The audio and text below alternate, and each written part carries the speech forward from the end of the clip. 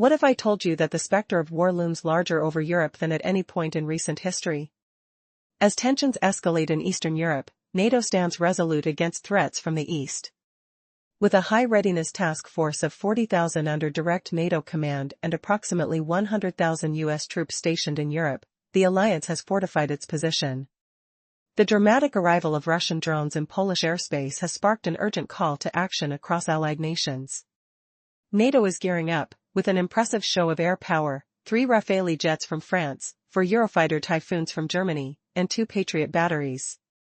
Denmark is reinforcing this coalition with 2 F-16s and a naval air defense frigate. The air policing system has been restructured, ensuring 24/7 quick reaction readiness in Poland. Germany has even doubled its commitment, increasing the number of Eurofighter aircraft stationed to 4 and extending their presence until the year's end. This formidable arrangement has been labeled as a complex puzzle of aerial patrols and surface-to-air missile systems designed to protect the alliance's eastern flank. NATO's Supreme Allied Commander, alongside Secretary-General Mark Rutte, has emphasized the significance of the Eastern Sentinel operations, involving multiple Allied forces, including Danish, French, and German air units. Routes connecting Polish and Baltic airspace are now under a sophisticated tracking system managed by the Combined Air Operations Center, ensuring no threat goes unnoticed. But the real game-changer lies in Poland's strategic shift. Bolstering its eastern border with an additional 40,000 troops as a counter to the joint military exercises between Belarus and Russia. The Polish government has even made the bold decision to close its border with Belarus indefinitely, a daring move that has drawn sharp rebuke from Moscow. As the storm clouds of conflict gather, the alliance prepares to invoke collective defense measures, responding to provocations with overwhelming force. In this tense atmosphere, Poland is not alone. It is supported by a steadfast coalition, living under the shadow of potential aggression. The North Atlantic Council convened discussions surrounding the invocation of Article 4, a clear signal of solidarity and determination. As we look at the maps, we see the future of the Eastern Sentinel unfolding, a robust line of defense fortified not just by numbers, but by a commitment to deter any advancements from the east. The military presence in the region is substantial. Poland boasts over 120,000 personnel, while Romania is prepared with its own contingent of around 75,000 active soldiers. New alliances are forming and strengthening, drawing a clear line in the sand against aggression. Yet, as we measure the forces opposed to them, the question remains, what will the future hold as these nations stand on the brink of conflict, ready to defend not just their borders, but the ideals of freedom and stability across Europe?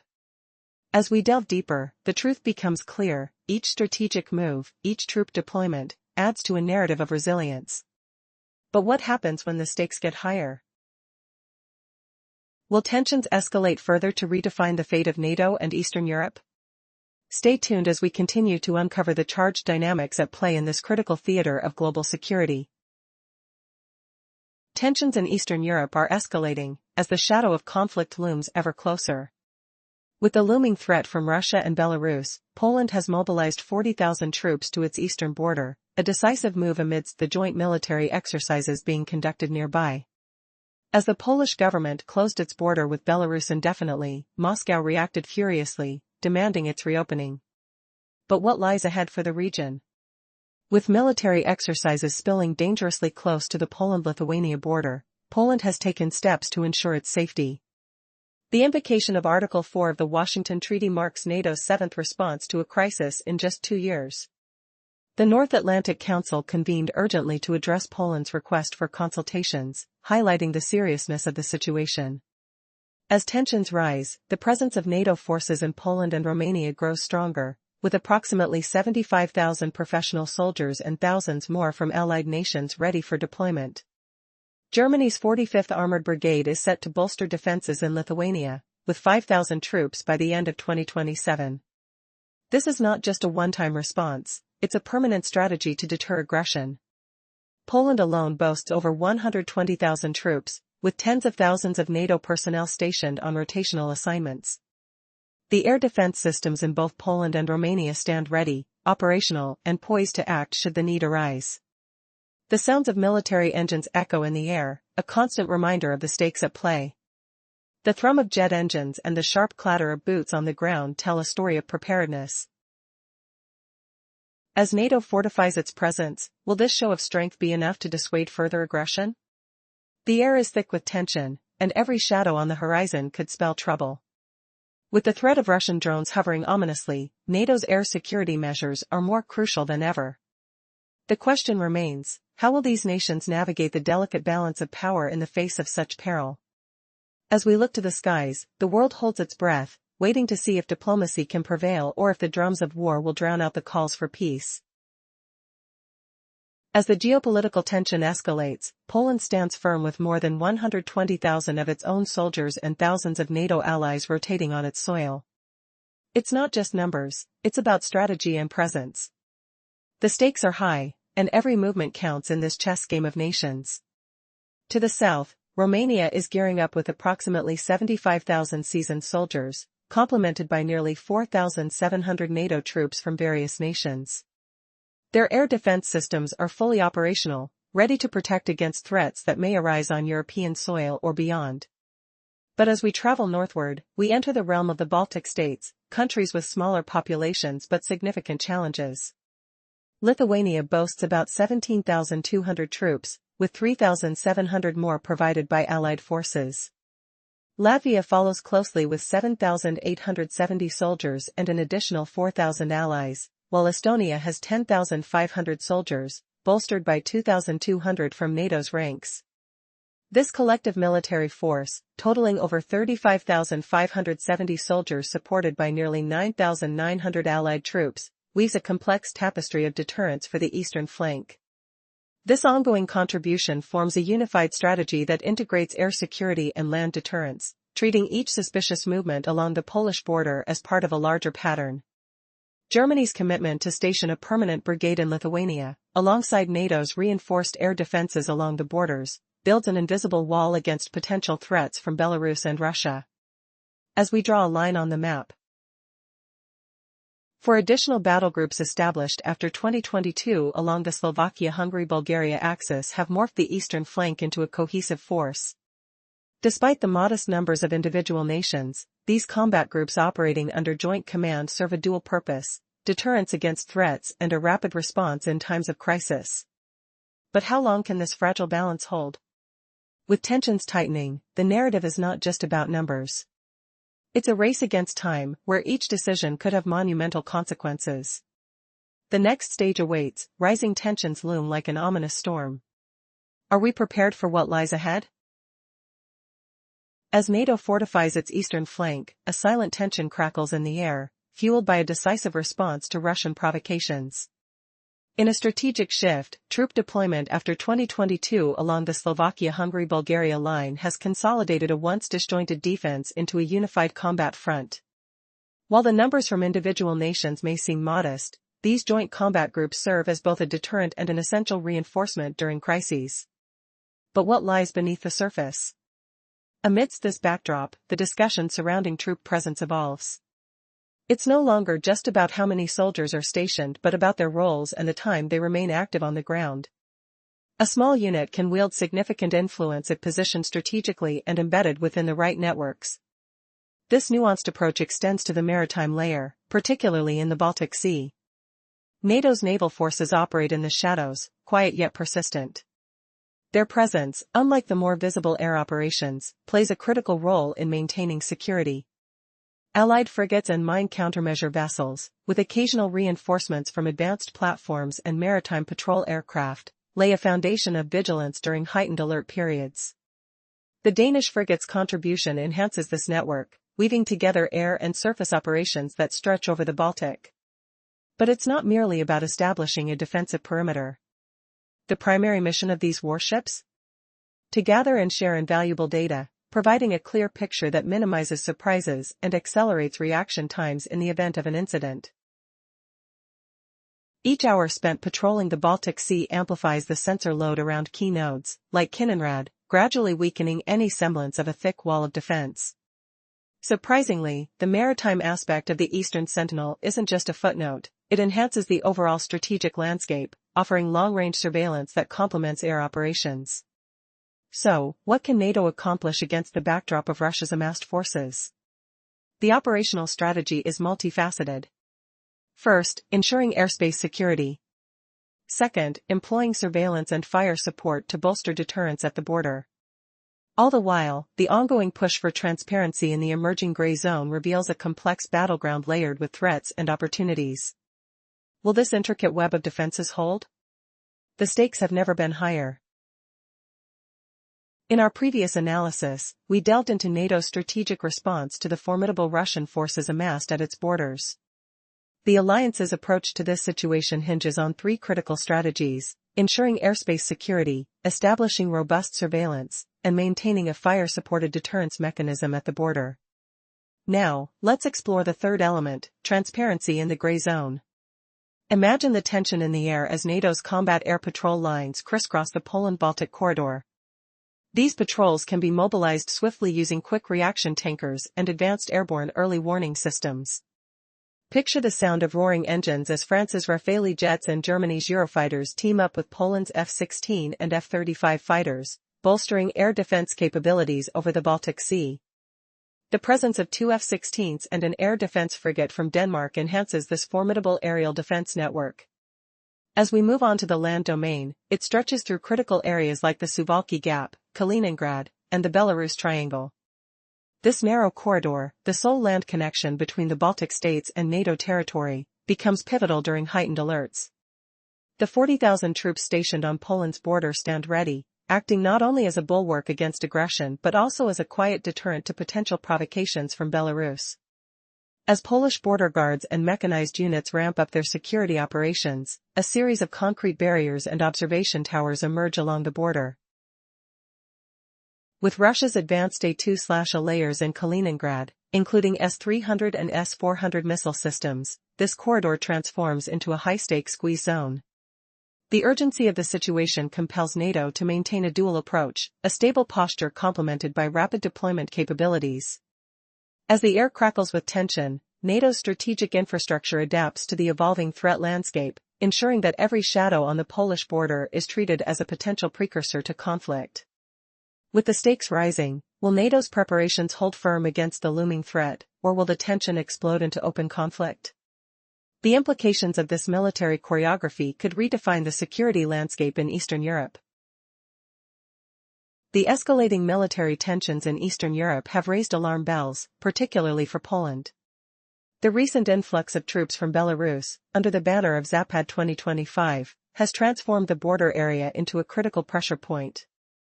NATO must now adopt a dual strategy, maintaining a steady defensive posture while being ready for rapid deployment.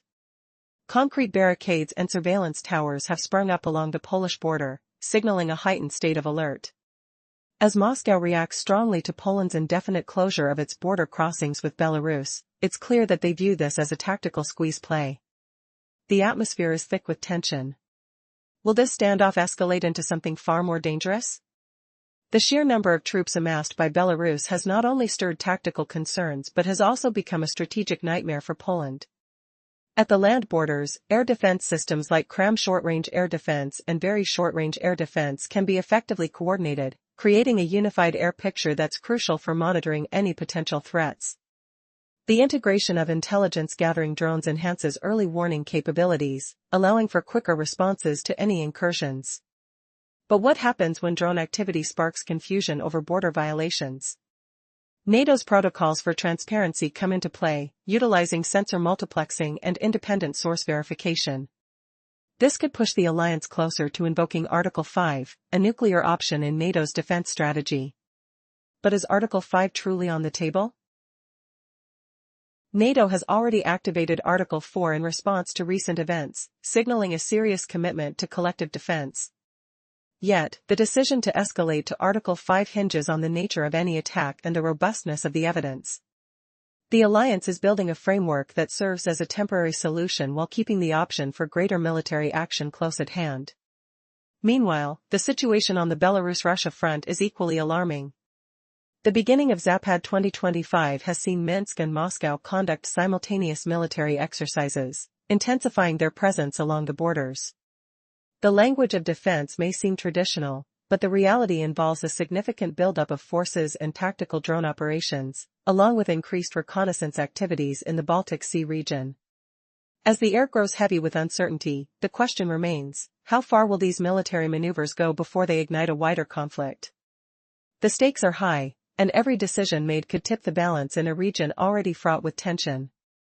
Will NATO's strategic framework be enough to deter aggression, or are we on the brink of a larger confrontation? The tension between Poland and Belarus has reached a boiling point. Poland's indefinite closure of its border crossings with Belarus shocked Moscow, sparking a fierce diplomatic backlash. Russia sees this move not just as a political gesture, but as a calculated squeeze, a pressure tactic aimed at choking off any easy access or influence. This is no ordinary standoff. Behind the scenes, Moscow is preparing for more than just a show of force. The stakes are growing. Close to the Baltic Sea and around the fortress of Kaliningrad, military activity is escalating rapidly. Submarine patrols and surface vessels increase their presence, dark silhouettes gliding beneath the restless waves. Meanwhile, electronic warfare units ramp up operations, jamming signals and injecting chaos into air and land communications. Advanced S-400 and Panzer missile systems quietly redeploy to strategic points, tightening the ring of defense with deadly precision. But what makes this confrontation truly unprecedented is not just the troop movements or artillery positions, it's the permanent multinational force presence now standing tall under NATO's command. Unlike past exercises, this is a sustained commitment, a massive, coordinated structure designed to deter any aggressive impulses.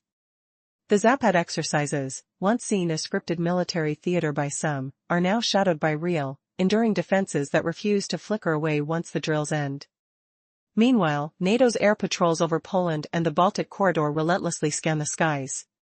The Royal Air Force, the German Luftwaffe, French Armée d'Air, and Denmark's Royal Danish Air Force fly tightly choreographed combat air patrols, supported by tanker aircraft that refuel planes mid-air, extending their watch hours. This invisible net of surveillance is a striking rebuke to Russian calculation, stripping away the element of surprise that long-range UAVs and cruise missiles once held. From Moscow's perspective, every advancing mile in airspace control pushes them further into costly and complex defense systems. Stationing more missile batteries at greater distances means more resources, more risks, a strategic arithmetic that threatens to blunt the impact of Zapad's messaging. The Kremlin's usual narratives of dominance and coercion face a wall of sustained resistance, fueled not by numbers alone but by strategic placement and unity. And the complexity doesn't end there. Belarus, caught between the ambitions of Moscow and the steely resolve of NATO, may try to deepen the uncertainty with its own shadow games. Troop movements disguised behind borders, the scattering of aircraft to hidden airstrips, and waves of electronic interference to scramble radar signals could become their tools. False targets may spring up, phantom threats to keep Poland and its allies locked in a paranoid embrace, always watching, always ready. What does this all mean for the fragile peace in Eastern Europe? It means that the old scripts of military posturing have fractured. Instead of fleeting exercises, we are witnessing the formation of an enduring shield, a permanent, multifaceted defense designed to hold the line and respond faster than ever. Yet, beneath the surface of this armor, the tension simmers like a storm waiting to break. Will this stalemate push one side to desperate measures? Or has the balance finally tipped in favor of an ironclad deterrence? The answers lie in the coming months, where every patrol, every repositioned battery, and every intercepted signal may decide the fate of a continent. The border may be closed, but the battle for control is wide open. Imagine standing on a tense border where every heartbeat echoes the threat of unseen drones buzzing overhead. Poland, with 40,000 troops stationed along its eastern frontier, now wields a formidable shield, a fusion of ground forces and the protective umbrella of the Patriot air defense system. This is no ordinary defense, it's a living wall, forged by NATO's Eastern Sentinel network, ready to counter the shadowy tactics unleashed from Minsk. In this high-stakes game, any claim of unmanned aerial vehicles crossing from Belarus can be swiftly challenged. Evidence flows faster, clearer, and stronger than ever before. Should an incursion be confirmed, the diplomatic balance tips sharply against Minsk, forcing its leaders into a defensive stance. This is a strategic standoff, where the question isn't who will win outright, but who can prevent the other from crossing the line. NATO's edge lies in its overwhelming air superiority. A diverse web of sensors blankets the skies, while continuous patrols and quick reinforcements maintain an unbroken shield. Poland's massive troop presence on land plugs even the most cunning hybrid threats. Meanwhile, the Baltic Sea, though small, serves as a complex NATO-controlled basin. Frigates armed with air defense and mine countermeasure groups patrol relentlessly, making every approach perilous. Russia's strength remains its ability to unleash concentrated firepower and rapid maneuvers. Yet, Putin now faces a unified and alert alliance, a network anchored by French Rafales, German Eurofighters, Scandinavian F-16s, British Elements, and Polish F-35s. Belarus's room to maneuver shrinks, its moves tightly bound to Moscow's grand strategy. Should Moscow push too far, violating Polish airspace with clear damage, NATO's response will sharpen. Air patrols could thicken, with more Patriot and SAMP systems deploying. The RAF, Luftwaffe, and British forces might expand their presence. Naval early warning systems could advance, and Germany's brigade stationed in Lithuania might step up its flag-bearing mission. Every move raises the stakes. While this doesn't automatically trigger NATO's collective defense clause, it forces Moscow to weigh the consequences carefully. The eastern flank is no longer a mere line on the map, it's a living, breathing fortress, ready to meet every shadow with unyielding resolve. What will happen when the pressure finally snaps? The answer hangs in the balance, as tensions simmer beneath the surface, waiting for the next move. The unfolding geopolitical landscape is fraught with tension, and the stakes have never been higher. As the crisis escalates, NATO's response is swift and decisive. The Secretary-General and Supreme Allied Commander Europe have announced a rapid activation of the Eastern Sentinel Initiative, set to launch imminently. This operation will see a robust mobilization of air and naval forces from key allies, including Germany, France, Denmark, and the United Kingdom. Warsaw has raised alarm bells, declaring that we stand at the brink of conflict, echoing sentiments not felt since World War II. Washington reinforces this urgency, asserting that the defense of the eastern flank is not merely an administrative task but a critical mission. Meanwhile, Brussels is not just paying lip service, it is putting Article 4 consultations into action with tangible patrols on the ground. This dialogue reflects a transformative approach, a commitment to crafting a deterrent strategy that extends beyond temporary measures. NATO is poised to establish a permanent shield along the Eastern Front, ready to counter any aggression from the Russia-Belarus alliance. As the situation hangs in the balance, every moment is charged with potential conflict. The winds are fierce, and both sides are acutely aware that the next move could tip the scales. What lies ahead? Will diplomacy prevail, or are we witnessing the slow march toward a confrontation that could reshape the region? The tension thickens, and the world watches closely.